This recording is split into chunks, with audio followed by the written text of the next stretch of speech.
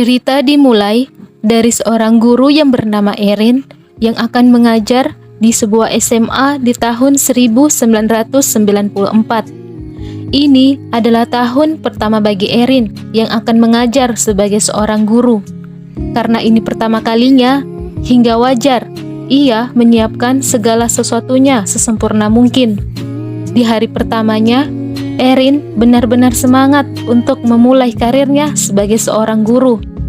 Erin akan mengajar di ruang 203. Berbeda dengan kelas lain, penampakan kelas ini sedikit agak tidak teratur.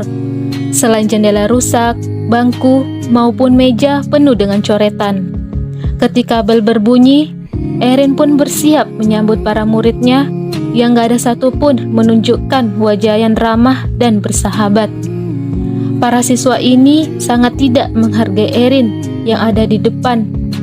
Bahkan beberapa dari mereka sengaja memutar kursi seakan-akan gak ada guru di depan mereka. Karena ini pertama kali, Erin pun mencoba mengabsen mereka satu persatu. Erin mempunyai murid yang berasal dari bermacam ras. Ada yang berkulit putih dan hitam. Sehingga suasana di dalam kelas itu pun sangat dingin dan kaku. Bahkan sebelum pembelajaran dimulai saja, seorang murid yang bernama Jamal dan Andre hampir berkelahi di dalam kelas ini yang membuat kelas ini menjadi kacau. Please sit back in your seat. Look, your spot is good as gold. I don't know why you keep wasting your time coming to practice with them 2-year-old high school. You ain't know nothing about me, cuz. Show you my face, alright? Sit the fuck ass down. Sit the fuck ass down. I'm running ass. Sit your ass down. What's up, homie? Di hari lain ketika mengajar, Erin dihadapkan dengan situasi konflik antar ras di sekolah. Para siswa berkelahi di halaman sekolah hingga akhirnya membuat sekolah diliburkan. Sekolah pada tahun itu benar-benar seperti mimpi buruk. Di satu sisi mereka harus menempuh pendidikan dan di sisi lain lingkungan tempat mereka belajar adalah sebuah medan konflik. Erin harus menghadapi situasi ini setiap hari. Kadang hanya sedikit siswa yang hadir, ada siswa yang dengan sengaja bolos dari sekolah, bahkan ada saja siswa yang berkelahi di tengah-tengah jam pelajaran. Pada suatu malam di sebuah supermarket ketika Cindy dan gengnya berbelanja, yang secara tidak sengaja bersamaan dengan Eva, dari mobilnya Paco melihat Green Rice, pria berkulit hitam yang pernah menghajarnya di sekolah, tampak sendirian di supermarket tersebut. Paco dengan sengaja menembakkan peluru ke arah Green Rice, tapi karena berhasil menghindar, peluru tersebut akhirnya salah sasaran. Hal ini memicu datangnya polisi untuk menangkap pelaku penembakan tersebut. Namun, Eva memberikan kesaksian palsu yang membuat Green Rice ditangkap sebagai pelaku penembakan tersebut. Para guru pun menanggapi hal ini dengan serius. Erin akhirnya berinisiatif memberikan sebuah buku harian kepada murid-muridnya.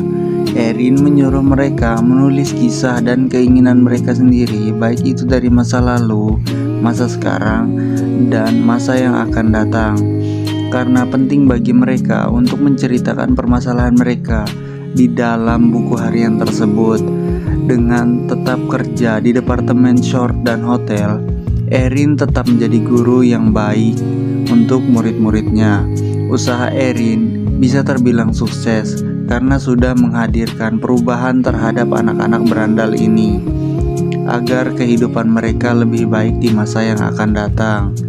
Di sini, Erin mengajak murid-muridnya mengerjakan proyek bersama dengan bantuan donatur yang merupakan seorang bisnismen. Mereka mendapatkan komputer dan Erin mengajak para muridnya mengetik buku jurnal agar dapat dibuat menjadi suatu buku. Menurut Erin, mereka punya suatu untuk disampaikan pada orang-orang. Walaupun Erin tidak menjanjikan buku itu akan diterbitkan, tetapi paling tidak mereka dapat menemukan jati diri mereka di luar sana. Buku itu pun diberi judul The Freedom Writer's Diary. Di sini, Erin diberikan wewenang untuk tetap mengajar anak-anak ini. atas pertimbangan Dewan Pendidikan karena metode yang digunakan Erin berhasil. Bahkan, Erin diberikan hak untuk tetap mengajar mereka di perguruan tinggi. Jadi, dari film Freedom Writers ini berkaitan dengan teori behavioristik, di mana pentingnya peran seorang guru dalam memberikan pembelajaran kepada peserta didik agar mampu menghargai dan menghormati perbedaan antara suku, bangsa, dan ras antar sesama manusia. Kedua, memberikan suatu pelajaran tentang pentingnya seorang guru dalam mengubah sikap dan moral peserta didik yang masih dalam fase mencari jati dirinya. Ketiga, memberikan suatu pelajaran kepada remaja masa kini tentang pentingnya menjaga pergaulan agar tidak terjerumus ke hal-hal negatif yang kemudian hari akan disesali. Nah, yang terakhir yaitu dapat memahami sebuah proses tentang bagaimana sebuah masalah itu dapat diselesaikan dengan damai tanpa harus melakukan kekerasan yang dilakukan. Nah, sekian review film dari kelompok kami. Saya Raden Rizky Maulana Al-Qurni. Saya Fitriani. Saya Adriana. Akhir kata, wassalamualaikum warahmatullahi wabarakatuh. Terima kasih.